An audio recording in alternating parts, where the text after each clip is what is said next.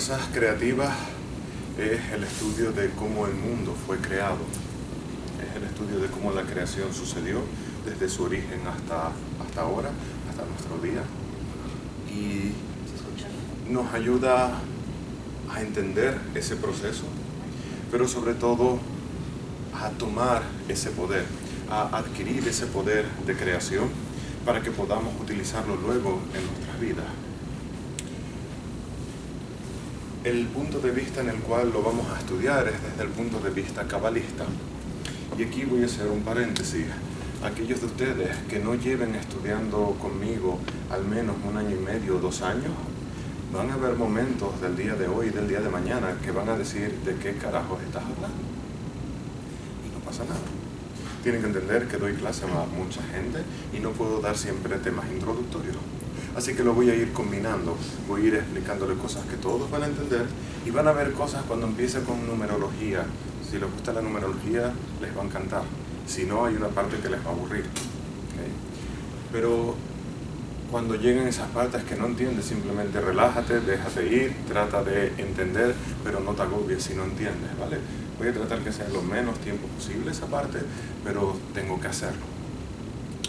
¿Vale? Y luego van a tener los vídeos para volverlo a ver y en 3 años van a entender lo que dije ahora. Y en 3 años van a decir, oye, qué padre estuvo el seminario de hace 3 años. No. Cuando acabe el seminario van a decir qué padre estuvo, pero dentro de 3 años van a entender todo lo que de hecho está explicado. La Cábala es una de las filosofías o religiones más complejas. Mientras algunas filosofías y religiones como el catolicismo o el budismo es más bien el estudio y la práctica, pero el estudio es como más sencillito, la Cábala es tremendamente compleja. Generalmente decimos que un buen cabalista requiere unos 10 años de entrenamiento para ser un buen cabalista.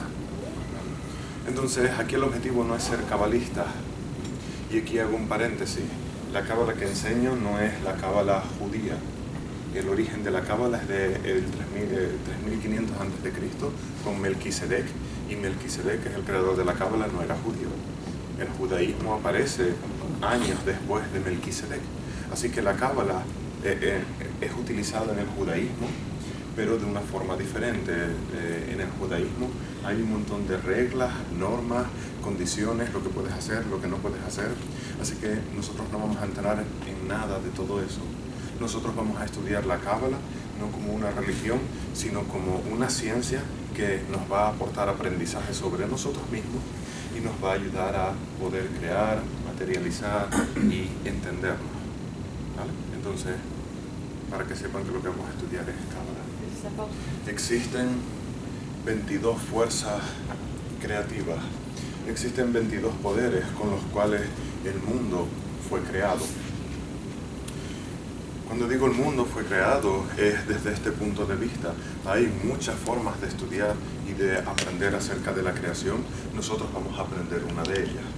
Desde este punto de vista, el mundo ha sido creado a través de estos 22 poderes. ¿Qué es lo que vamos a contemplar? Si yo les pregunto qué significa la letra A o qué significa la letra B, C, D, E, F, G, me van a decir que no significa nada. En el español, inglés y los idiomas normales, las letras no tienen ningún significado, es solamente el puro alfabeto. Sin embargo, en hebreo y en sánscrito no sucede así. En hebreo y en sánscrito cada letra tiene un significado. Y está basado en lo que llamamos el lenguaje o el idioma del alma, porque cada sonido emite una sensación diferente, emite una vibración diferente. Y hay unos sonidos que son generales y comunes, como por ejemplo, uno fácil de entender. Si estudiamos las vocales, cuando estás buscando algo y no lo encuentras, y de repente lo encuentras, generalmente, ¿qué sonido es el que hace? ¡Ah! Ahí está. Y la expresión es ¡ah! ¿Okay? Y en hebreo, la letra A significa presencia. Ahí está, presente. Cuando te dan una mala noticia y te sientes mal, generalmente, ¿qué hacemos? y sueles llevar la mano al estómago, la boca del estómago. Así que la vocal U significa sentir, experimentar. Y es lo que dices cuando te sientes mal. Oh, me siento mal. Y haces ese sonido de oh. Estos sonidos son comunes en casi todos los idiomas. ¿Qué sonido es el que emites cuando ves algo muy grande, muy bonito, muy inmenso? De oh. Y la O significa inmensidad, grande, todo. Cuando no entiendes algo y quieres que te repitan, cuando quieres entender algo, ¿qué sonido haces? ¿Me repites? Y la E significa sabiduría, saber. Y cuando quieres saber algo más, cuando ya sabes algo pero quieres profundizar más, quieres ir más allá, ¿qué sonido es el que haces? ¿Y qué más? ¿Y? Así que la I significa más allá, algo con una intención más elevada. La E significa sabiduría, la O significa inmensidad, grandeza, la U significa sentir, la A significa presente. Ahí está. ¿Tiene sentido esto? Ok. Como les digo, esto es común en casi todos los idiomas. De la misma forma que ven tan obvio que hacemos estos sonidos con las vocales, en el pasado, en los sonidos originales que emitíamos, también eran de esa manera. Como por ejemplo, mamá. La palabra mamá se dice de forma muy parecida en un montón de idiomas. Mamá, mam, mama, y siempre tiene esa connotación de la M y la A. Y es una de las primeras palabras que aprenden los niños, no solamente porque es lo más sencillo, sino porque al igual que las vocales es un sonido que sale de forma natural. Porque de hecho la letra M significa mamá. No significa mamá literalmente, significa ese cuidar, ese proteger que hace una mamá. Así que de forma natural utilizamos el mamá para referirnos a la mamá, porque es ese sentimiento de cuidar y de proteger que viene representado por la letra M. Mientras que sin embargo, papá, hay un impacto. ¿Lo notan? En papá. Así que cuando decimos papá, sabemos que hay una presencia de poder, de autoridad. Y ya veremos qué significa la letra P cuando lleguemos ahí. Pero les estoy poniendo algunas palabras que son muy sencillas de entender, donde pueden ver que realmente hay una sensación detrás de las letras. Luego, en la inmensa mayoría de nuestro alfabeto normal, el abecedario nuestro, no funciona así. Hay algunas palabras que todavía se conservan de esos sonidos originales, pero no todas, así que no nos podemos hacer friki y empezar a agarrar cualquier palabra para tratar de entenderla de esta manera, porque en el idioma español e inglés no funciona, sino alguna que otra palabra. Pero con esto les estoy introduciendo a que abran la mente para que podamos experimentar esas esencias y esa energía que hay detrás de cada una de esas letras. ¿Bien? Respiren.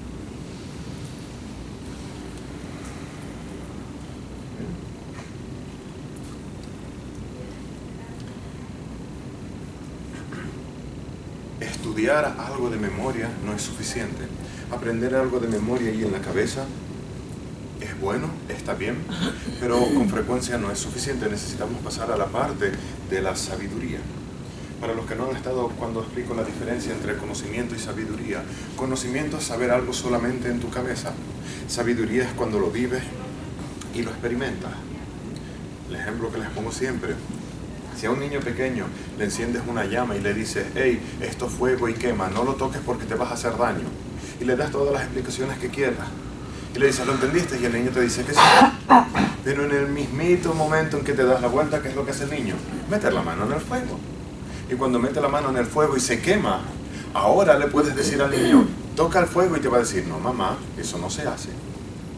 Antes no lo entendía porque no había vivido la experiencia. Después se convierte en algo obvio. Entonces, el alfabeto hebreo y todo lo que vamos a aprender aquí, no lo vamos a aprender solamente como teoría, sino que en lugar de eso, lo vamos a aprender como experiencia. Vamos a estar viviendo la experiencia de cada una de esas letras poco a poco. Luego, lo bueno que tiene esto es que una vez que conoces el alfabeto hebreo, si te gustan los mantras, ya puedes entender cualquier mantra que te muestre, porque sabes el significado de cada una de las letras. ¿Okay? No vas a saber hablar sánscrito ni hindi, pero vas a ver un mantra y vas a ver Shanti, que significa la SH, transformar, que significa la A presente, la N tangible, la T estructura, la I tensión elevada, que significa Shanti, transformar lo presente en algo más elevado, por eso es paz. ¿Okay? Y con unos cuantos años de experiencia van a poder hacer todo eso. Vamos a empezar por la contemplación de una de estas letras. Y ya que he estado hablando de la M, vamos a empezar por la letra M.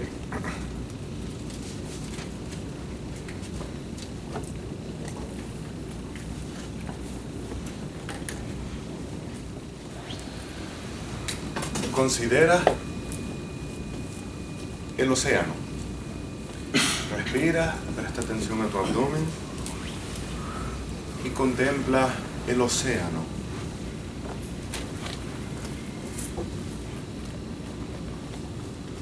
Y cuando contemplas el océano, no contemples a ningún pez, a ninguna planta, no hay nada. Lo único que hay es el agua del océano.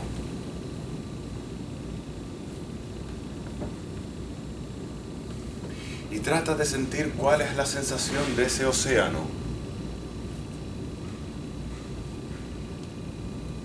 Donde no hay ni animales, ni plantas, ni piedras, nada. Solamente el agua.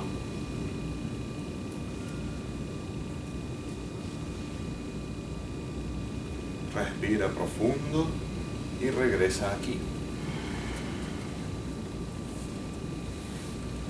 ¿Qué sensación tuvieron al contemplar el océano? Digan. ¿Qué se les... Tranquilidad. Okay. Paz. Paz. ¿Qué más? Libertad. Grandeza. Libertad, grandeza. Ok. Alguien dijo grandeza. Miedo. Hay una parte que es... Esa es buena también. Hay una parte que es inmensidad. ¿Okay? La inmensidad y la grandeza del océano, que es lo que luego en ocasiones les provoca el miedo que ella comenta. El miedo de estar en medio del agua y no tener nada a lo que agarrarte, por ejemplo. Esa es la parte mental. Pero la sensación que experimentaron fue como de grandeza, de inmensidad y de tranquilidad. La letra M significa océano. Reparte las hojas y déjame una. Gente online debieron recibir en su correo un PDF. Dame una a mí.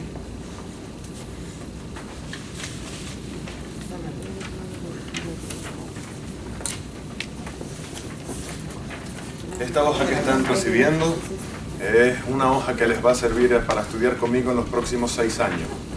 Es terriblemente compleja y solamente vamos a utilizar algunas de las columnas en el día de hoy, porque hay enseñanzas ahí para mucho tiempo. Ahora les diré las que vamos a contemplar. Cuando les dan una hoja, lo primero que hacen es tratar de leerla, así que al menos se las voy a medio explicar. La primera columna pone orden. Ese es el orden de las letras que vamos a estudiar, del 1 al 22. La segunda columna es la letra en sí, ¿okay? Como la escribimos, donde la primera es un silencio, en un rato veremos por qué, y luego empieza B, G, D, H, V, Z, ya iremos a través de esas. Tercera columna pone valor.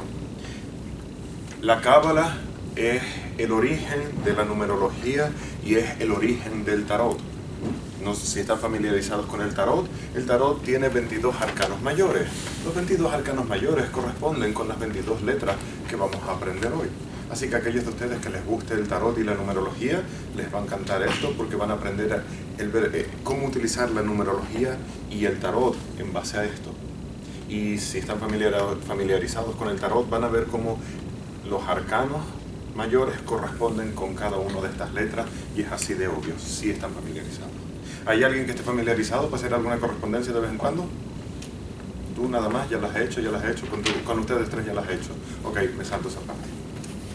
Entonces, cada letra tiene un valor numérico y como verán, del 1 al 10 coincide con el orden, pero a partir de ahí ya varía. pero esa parte apenas la vamos a utilizar, ¿vale? Luego la siguiente columna es la pronunciación, es cómo se pronuncia esa letra. A, B, G, Da, G, Ba. La siguiente letra es el nombre.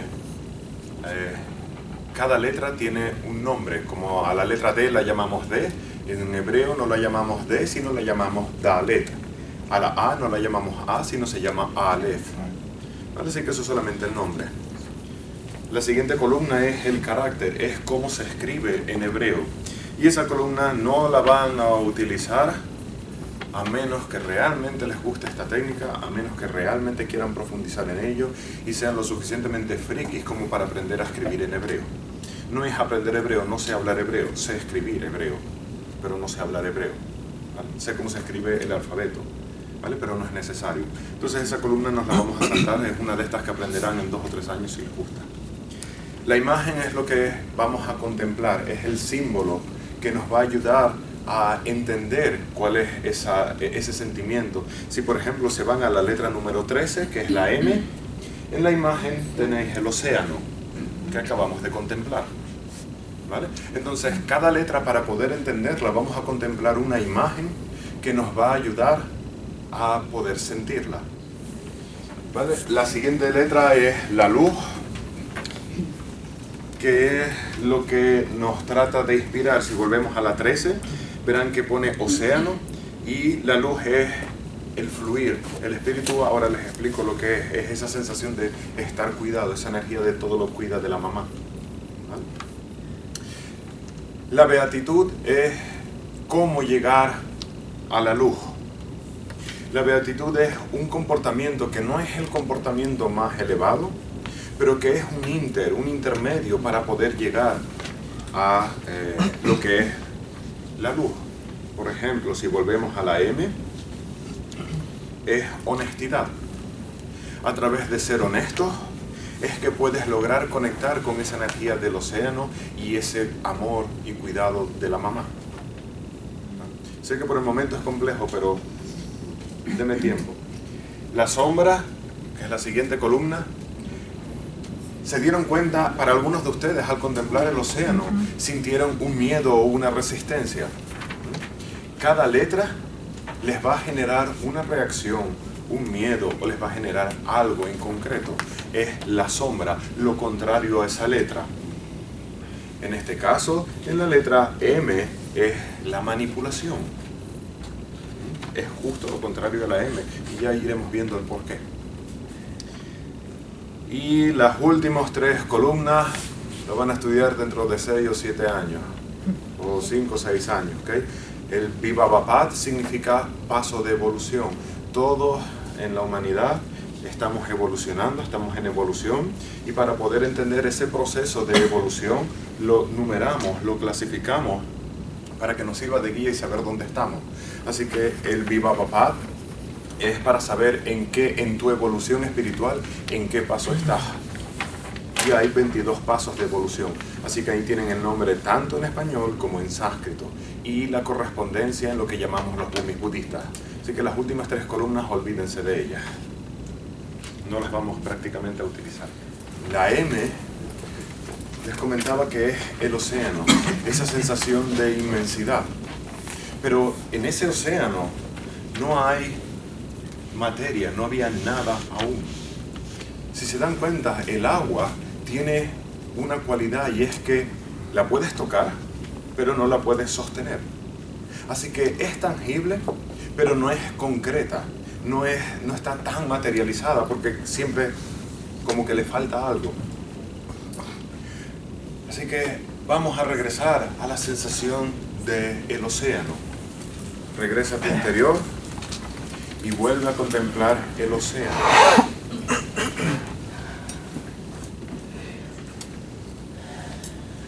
Y ahora déjate sentir por ese océano.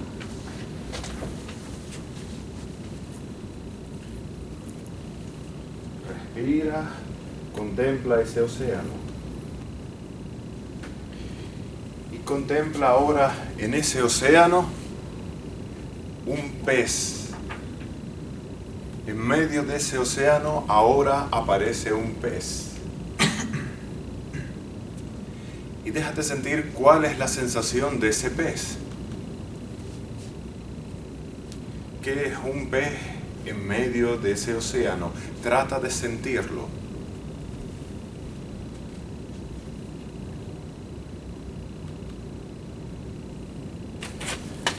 Ok, ¿cuál fue la sensación del pez? ¿Qué sintieron? Libertad. ¿Cómo? Tangibilidad. Ajá, algo tangible, ¿qué más? Esperanza. Ok, cuando contemplan estos símbolos, no tienes que contemplar qué es lo que está haciendo el pez, sino tienes que contemplar qué es un pez en el océano. ¿Vale? Así que esa sensación de libertad es como tú te sentirías si tú estuvieses en ese mar. Esa libertad es el océano. Pero ¿qué es un pez en el océano? Es vida. Hay una parte que tiene que ver con vida, ¿cierto? Pero hay una parte que es lo tangible. Material. El agua es intangible, no hay materia como tal. Y en medio de esa intangibilidad aparece algo sólido y tangible que es el pez. ¿Se pueden dar cuenta? Pueden darse cuenta de la diferencia entre el agua y el pez, donde el agua es algo como más sutil, más intangible, más como energía, pero el pez ahora sí es algo concreto, tangible, que está ahí y vivo. ¿Sí? Que sostiene el pez el agua, ¿no? El agua sostiene el pez. La palabra pescado en hebreo se dice nun, que es la letra N. Y es la letra número 14. Si se van a la letra número 14 en su hojita, van a ver que es la letra N y la imagen es el pescado.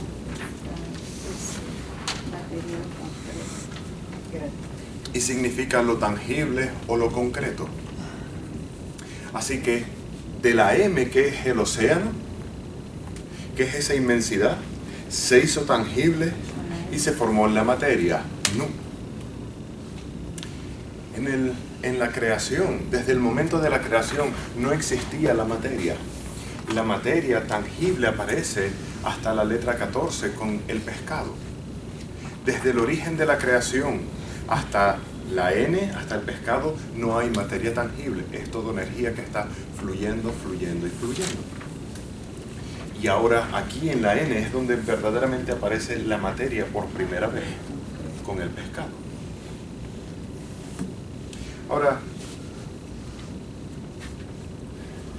el pescado es lo tangible, lo material y lo concreto. ¿Sabían que a Jesús lo llamaban el pescador de hombres? ¿Sí? Jesús era cabalista. Y él se llamaba pescador de hombres. ¿Qué es lo que hace un pescador? Rescatar, sacar. Un pescador lo que hace es sacar lo tangible del agua, el pescado del agua. Así que cuando un pescador está pescando, ¿a qué está prestando atención? Solamente a los peces. No presta atención a nada más sino a los peces. Así que Jesús llamaba a las personas que solamente les importaba el materialismo y que solamente les importaba prestar atención a las cosas tangibles y materiales, a ellos los llamaba pescadores, porque solo miraban lo tangible. Y con el paso del tiempo, la palabra pescadores perdió una S y se convirtió en pecadores. La palabra pecado viene de la palabra pescado. Y la palabra pecado significa que solamente prestas atención a lo material y a lo tangible, al dinero. Respiren. Cuando Jesús decía no peques, lo que estaba diciendo es no seas materialista, preocúpate por los demás, ayuda, comparte tus recursos, deja de ser avaricioso. Con el tiempo, la palabra pescado perdió la S y se convirtió en el pecado que conocemos hoy en día. Así que los pecados no es un castigo, no es nada de eso. Un pecado es solamente ser materialista. Y por ser materialista sufres tú y causas sufrimiento a los demás. Por eso Jesús decía, no peques, no seas materialista, deja de mirar solo el pescado, mira también el océano, mira también lo demás. Y ese es el origen de la palabra pecado. Un tanto diferente a lo que nos han vendido y contado. Respira. Estos días van a aprender un montón de palabras que no tienen ni la menor idea de qué significan y que utilizan un montón. Como una de ellas es el pecado, para que liberen todos esos juicios de que no es ir al infierno, no es nada de eso, es solamente ser materialista. No seas materialista. Respira, presta atención a tu abdomen y contempla la imagen de un toro negro delante de ti. Visualiza un toro enfrente tuya, negro, enorme. Y el toro no está haciendo nada, simplemente está ahí.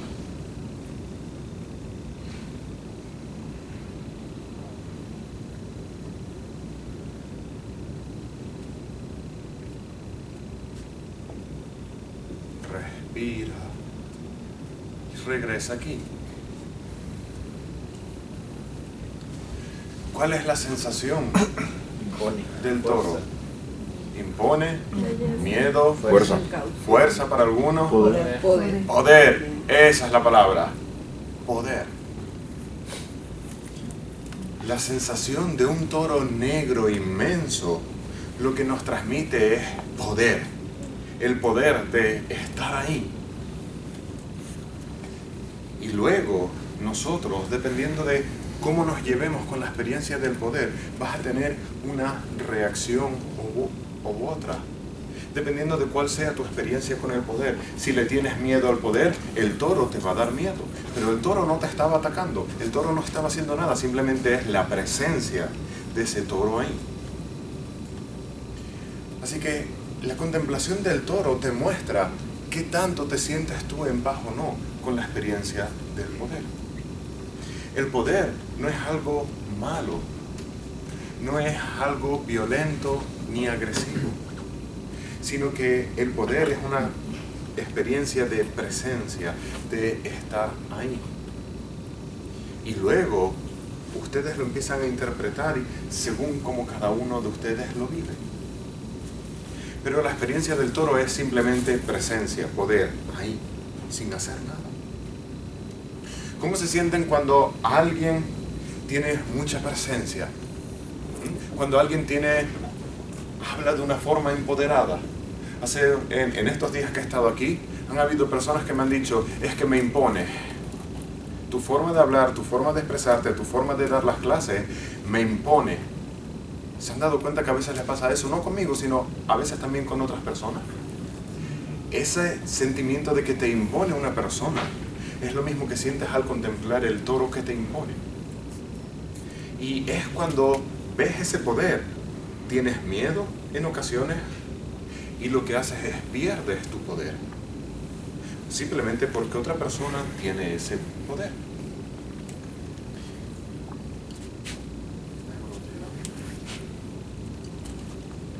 Esto es una botella de agua.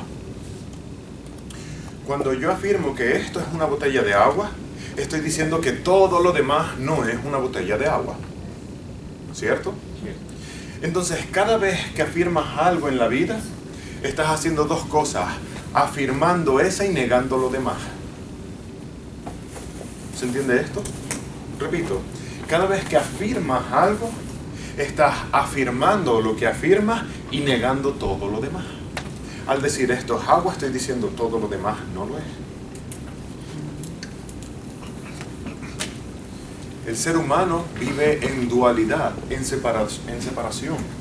Y existe esa paradoja. Una paradoja es dos realidades que no pueden coexistir juntas, pero que de hecho coexisten, que de hecho existen.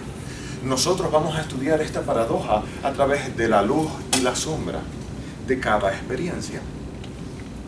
Y lo que vamos a tratar es de disolver esa paradoja, de abrazar esa paradoja para disolverla y que puedas vivir la experiencia pura de cada una de estas letras, de cada una de estas experiencias. Entonces, Vamos a hacer un ejercicio. Presta atención a tu abdomen, a tu interior, y contemplas en tu mente: tengo poder.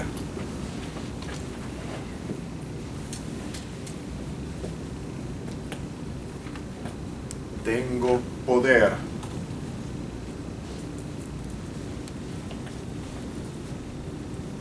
Tengo poder. Y verás que en tu interior empieza a formarse una energía intensa, presente, cada vez más grande. Tengo poder. Y ahora en voz alta vas a recitar: tengo poder. Tengo poder. Fíjate, si lo estás diciendo como con miedo, en voz bajita, decláralo con intención: tengo poder. Tengo poder. Ok. Respira. Mira esa sensación. Tengo poder. Tengo poder. Y observa cómo se está convirtiendo en agresividad y violencia. Tener poder no es ser agresivo ni violento, no es agarrar el toro y atacar con el toro, sino es la presencia de hay poder. Cuando dices tengo poder, presta atención en tu interior, porque estás afirmando que tú tienes poder y por tanto los demás no lo tienen, y por eso peleas con los demás. Así que en lugar de considerar tengo poder, lo que vamos a considerar ahora es hay poder. ¿Ok? Entonces ahora contempla primero en tu mente: hay poder. Y en voz alta vas a decir: hay poder. Hay poder. Respira y regresa aquí.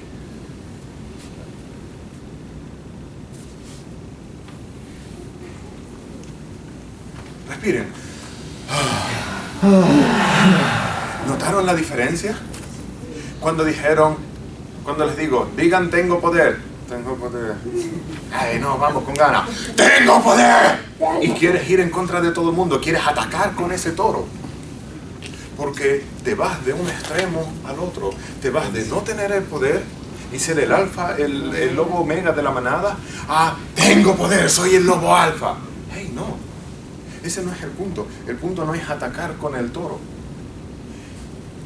Lo que genera esa agresividad es que en el momento en el que afirmas tengo poder, estás afirmando y ellos no.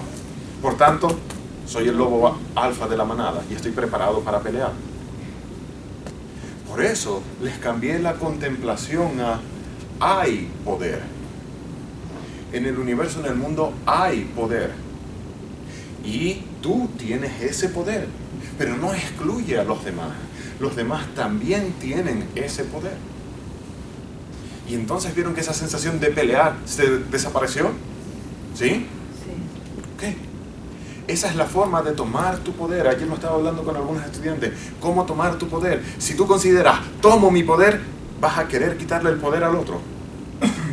Hasta que no puedas experimentar esa unidad, donde cuando dices, tengo poder, sabes que el otro también lo tiene de forma automática. Empieza al menos contemplando, hay poder. O en plural, tenemos poder, todos. Y esa necesidad de pelear se va. ¿Saben cómo llamamos esa necesidad de pelear? Esa violencia y agresividad que sintieron. Arrogancia. Esa es la sombra, la arrogancia. ¿Se pueden dar cuenta? Tengo poder. ¡Ah! Arrogancia. Así que la primera letra del alfabeto es Aleph. La imagen es el toro. La luz es poder. Ahí les pone verdad o poder. Sí. Verdad y poder, ¿vale? Verdad y poder. Y la sombra, si miran la sombra, es arrogancia.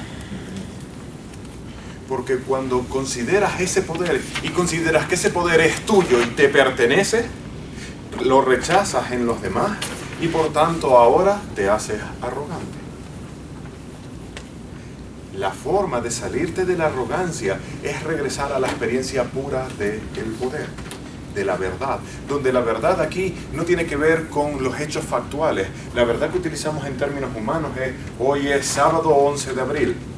Eso es una verdad en términos humanos. Pero en términos espirituales la verdad no es eso. En términos espirituales la verdad es una experiencia. Es una experiencia que no es explicable, sino que es vivible.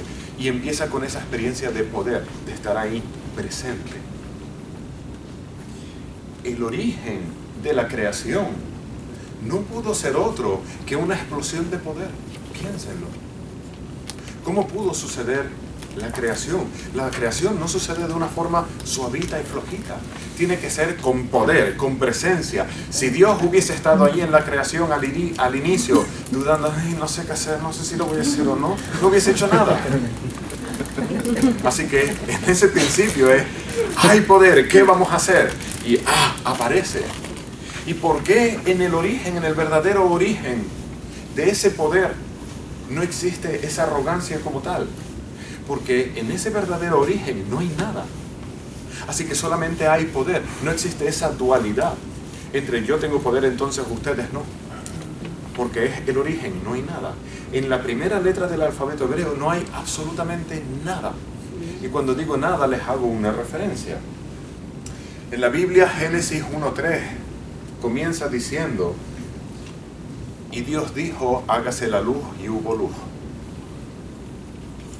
De hecho, lo que la Biblia original, lo que dice es: y Dios dijo, hay luz, y hubo luz.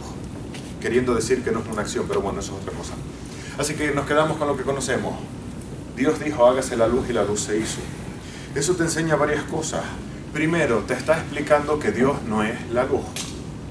A la gente le encanta decir, Dios es la luz. No, Dios no es la luz, porque fue el que dijo, hágase la luz. Segunda cosa que te está explicando ese versículo: antes de que existiese la luz, ya existía algo, ya había algo, que era nada, el vacío. De ese vacío del que viene este poder presente de Aleph. Respiren. El origen, cuando hablamos de Dios, Dios no es algo, Dios no es alguien. Si Dios es un señor con barba blanca, ¿quién creó al señor con barba blanca? Si Dios es luz blanca, tiene que haber una lámpara universal de la cual esa luz brilló. Y si existe esa lámpara, alguien tuvo que crear la lámpara. Así que Dios no es definible. En budismo zen decimos, si tu Dios existe, no es el verdadero. Y si tu Dios no existe, ese es el bueno. Repito, si tu Dios existe, no es el verdadero. ¿Por qué? Porque lo has construido con un montón de definiciones, con un montón de ideas, con un montón de palabras. Y nada de eso es Dios. Dios no es un señor con barba blanca. Dios no castiga. Dios no es solamente amor. Es mucho más que todo eso. Porque es ese origen que es indefinible. Por eso decimos, si tu Dios lo tienes definido, eso no es Dios. Y cuando no tengas ni la menor idea de lo que es Dios, ahí te estás acercando a lo real. Porque es mucho más allá de todo eso. Aquí hago un paréntesis. Me gusta a veces hacer algunas referencias porque sé que aquí hay mucha gente católica. Si conocen la Biblia, en el Antiguo Testamento presentan a un Dios duro, castigador, que te va a castigar, que te va a matar si te portas mal, que no puedes pecar, los pecados capitales, etcétera, etcétera, etcétera. Pero luego, en el Nuevo Testamento, te introducen a un Dios completamente diferente. Te introducen a un Dios amoroso, compasivo, que te cuida. ¿Por qué pasó eso?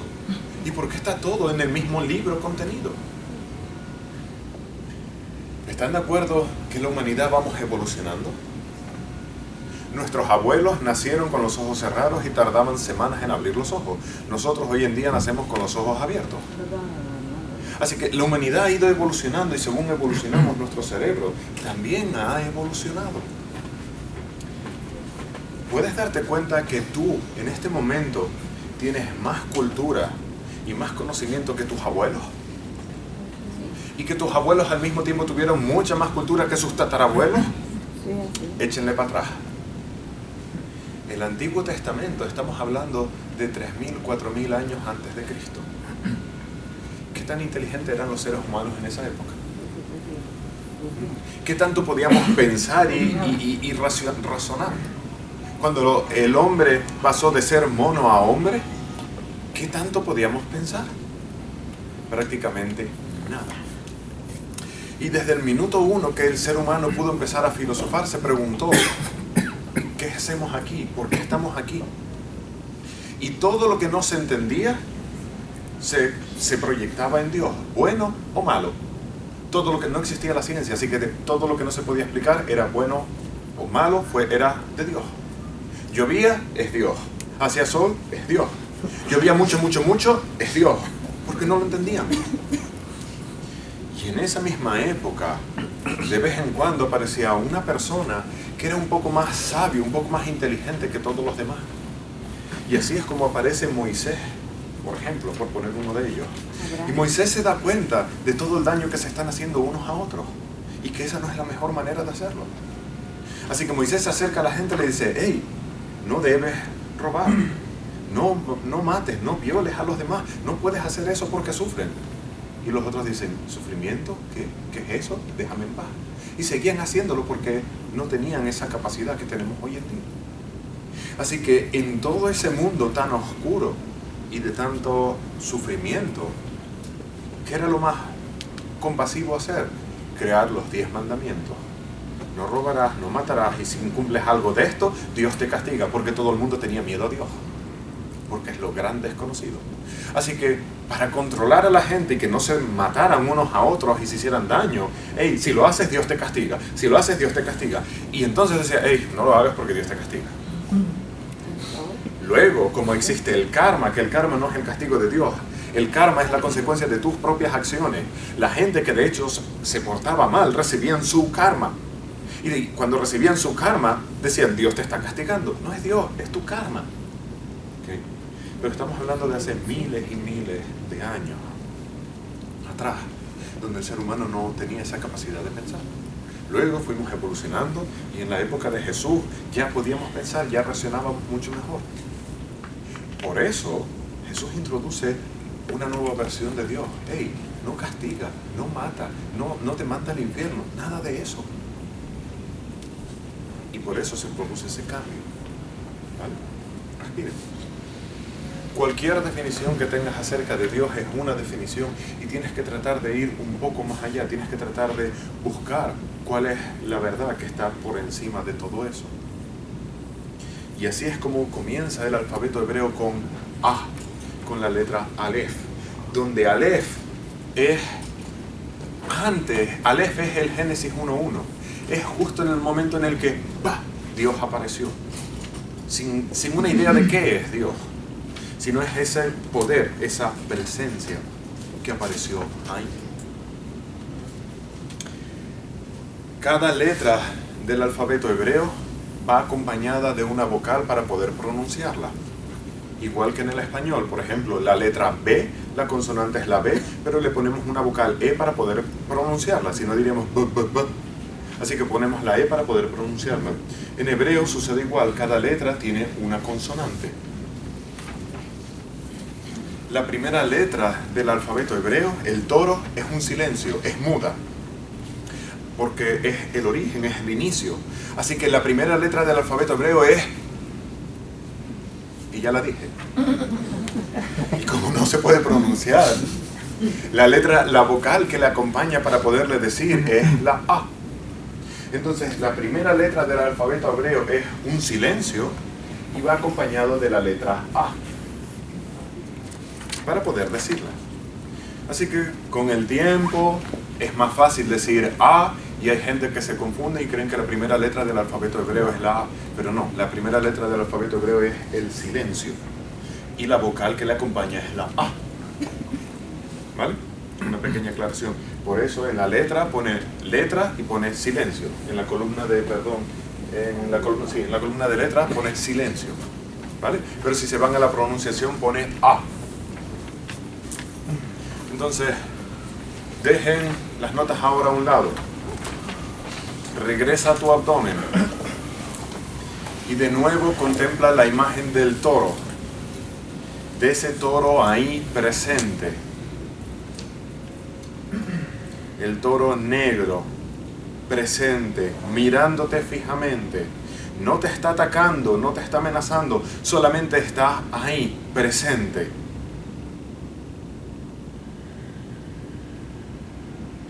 Y sintiendo esa experiencia de poder, vas a recitar conmigo ¡Ah!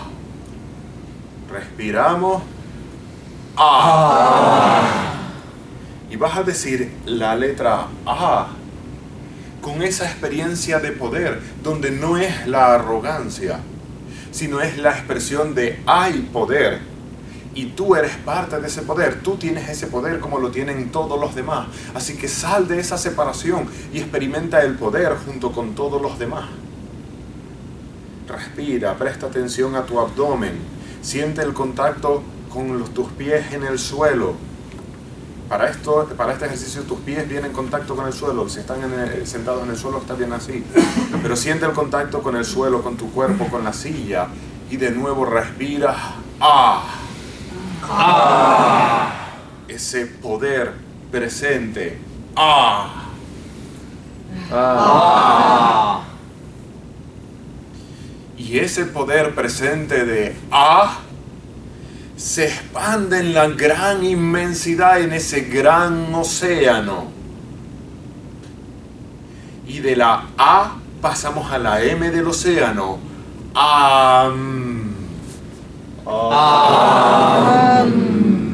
Y siente cómo esa energía y todo ese poder ahora llena el océano al completo.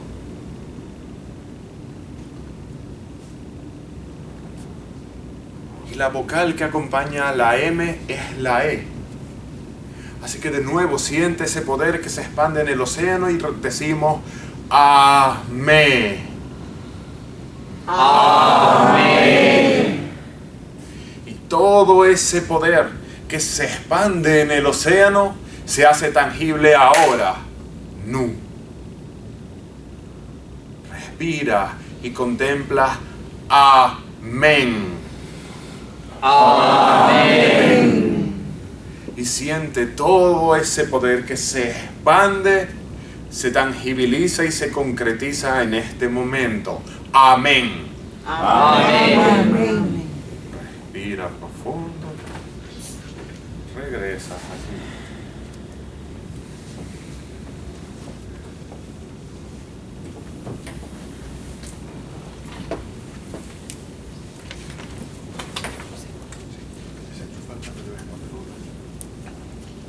¿Bien? Ahora saben qué significa amén. ¿Cuántas veces han dicho amén sin saber lo que estaban diciendo? ¿Cómo utilizamos la palabra amén? Como una confirmación de así es o así sea. Es como lo traducimos, así sea. ¿Por qué es así sea? Porque la A es la verdad, el poder. Y esa verdad se va a expandir en todo lo intangible del océano y se va a hacer tangible con la N. Amén. Durante este fin de semana me van a ver escribir las palabras, algunas con mayúsculas, algunas con minúsculas. En hebreo, las vocales generalmente no se escriben, sino que se escriben las consonantes y a veces se marcan las vocales poniendo puntitos y algunos símbolos por arriba y por abajo, pero las vocales no se suelen escribir. Entonces, al igual que en el español, hay veces que la vocal puede funcionar como consonante, por ejemplo la Y, la I cuando es consonante es la Y. En hebreo las vocales a veces funcionan como consonante, a veces funcionan como vocal. Requiere práctica y experiencia para saberlo. Cuando me ven a escribir una palabra con letras mayúsculas y minúsculas, las que pongo en minúsculas significa que son vocales. Las que pongo en mayúsculas significa que son consonantes. Así que para aquellos de ustedes que tienen más experiencia en la cábala, una vez que tienen la palabra, pueden mirar el orden y el valor de la letra. Esta es la letra número 1, esta es la letra número 13, esta es la letra número 14. Y su valor de esta es el 1, de esta es 40 y de esta es 50. 50, creo que 500, si mal no me equivoco, porque se le añade, no, 500 es la última, 50. ¿Okay? Ese es el valor de las letras. Así que luego puedes sumar 50 más 40 son 90, 90 más 1, esto te da 91. Y entonces puedes estudiar la letra número 9 y la letra número 1 y entiendes más de lo que es la palabra amén. 9 más 1 suman 8, 8 significa lograr y tener éxito. Así que la palabra amén, reducida a un solo número, en numerología es el número 8 y significa realizar. 10, ¿no? 9 más 9 más 1, 8 en algún mundo que no es el real.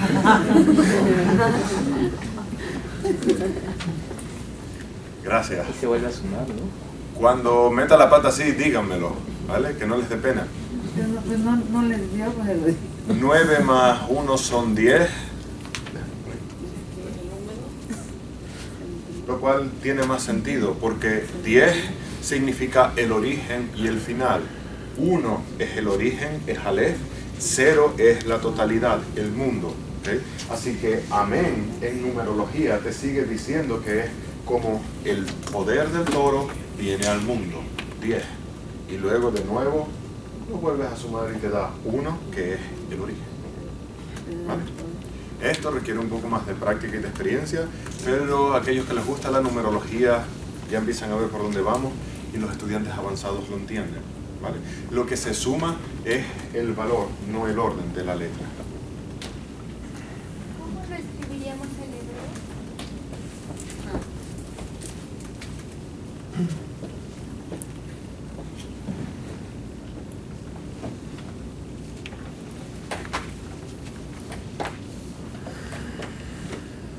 Esos son los...